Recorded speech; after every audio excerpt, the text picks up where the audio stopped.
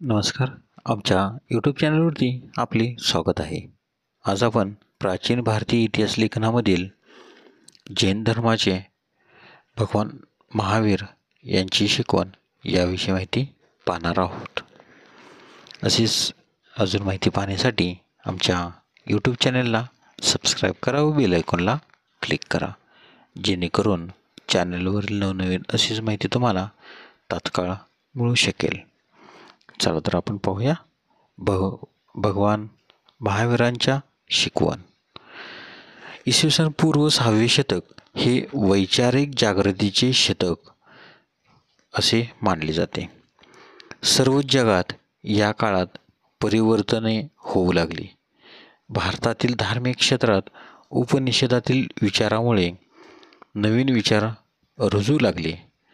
वैदिक धर्म अतिशय गुंतागुंतीचा झाला. सामान्यांना या धर्माचे आकलन होत नव्हते. धर्मबाह्य कृत्यांना महत्त्व प्राप्त होत गेले. यज्ञसंस्थेची स्तोम माजले गेले.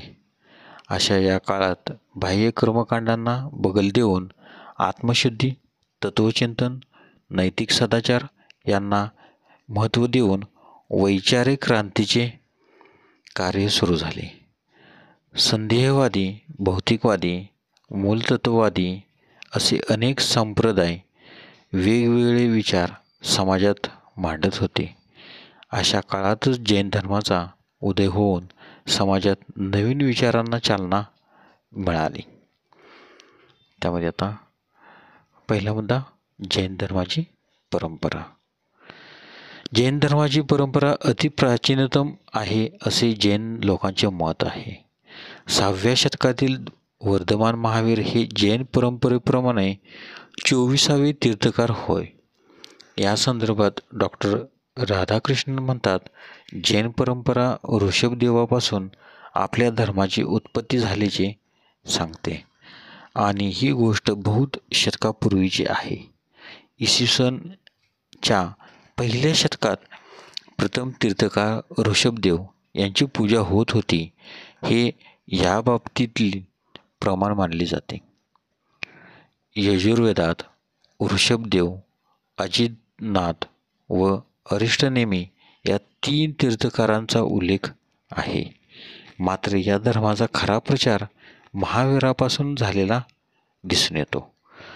ऋषभदेव हा एक राजपुत्र होता. त्याने वैराग्य पत्करले. त्याला केवल ज्ञान प्राप्त झाले. या ज्ञानाच्या आधारित धर्मप्रचार सुरू केला. त्यातून जैन धर्म उदयास आला.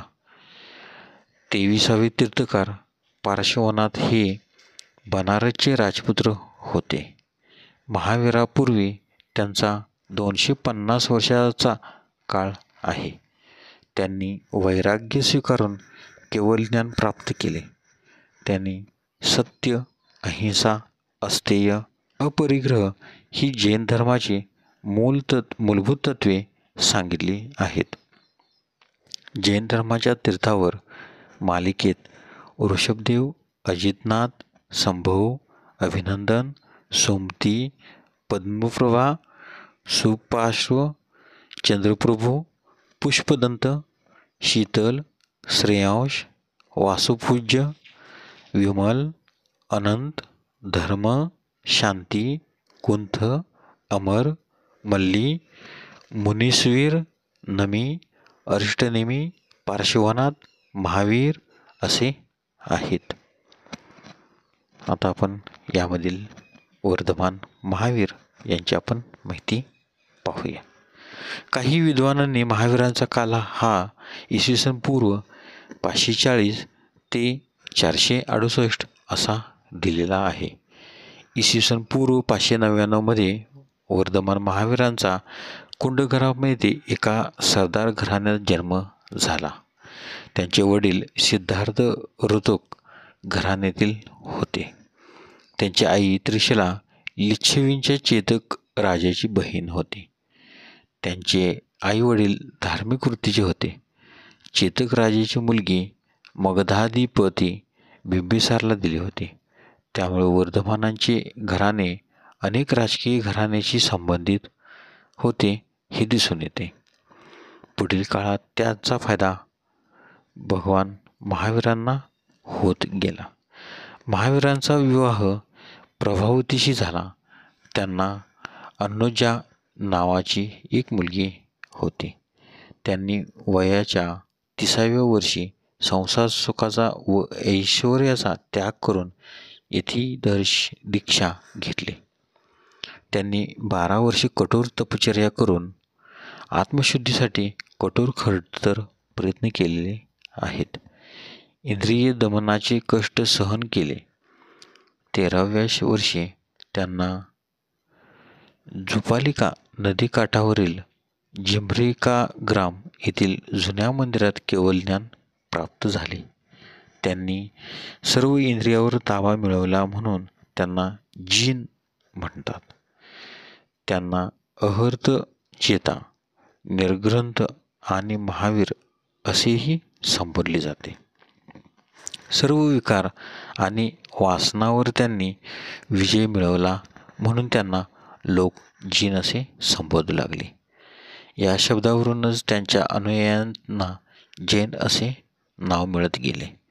तोच जैन धर्म होय. त्यांनी जैन धर्माचा विदेह अंग मगध, मिथिला, कौशल या राज्यात प्रसार केला. अनेक राजघराण्यांनी तो धर्म स्वीकारला. वयाच्या 72व्या वर्षी पारण्याजवळील पावा येथे इसवी सन पूर्व 527 येथे कैवल्य प्राप्त झाले. मृत्यूसमयी अनुयायांची संख्या फार मोठी होती. आवडल्यास लाईक करा, शेअर करा. जर तुम्ही यूट्यूबला व्हिडिओ पाहत असाल तर सबस्क्राईब करायला विसरू नका. उद्याच्या व्हिडिओमध्ये आपण जैन धर्माचे तत्त्वज्ञान याविषयी माहिती पाहणार आहोत. धन्यवाद.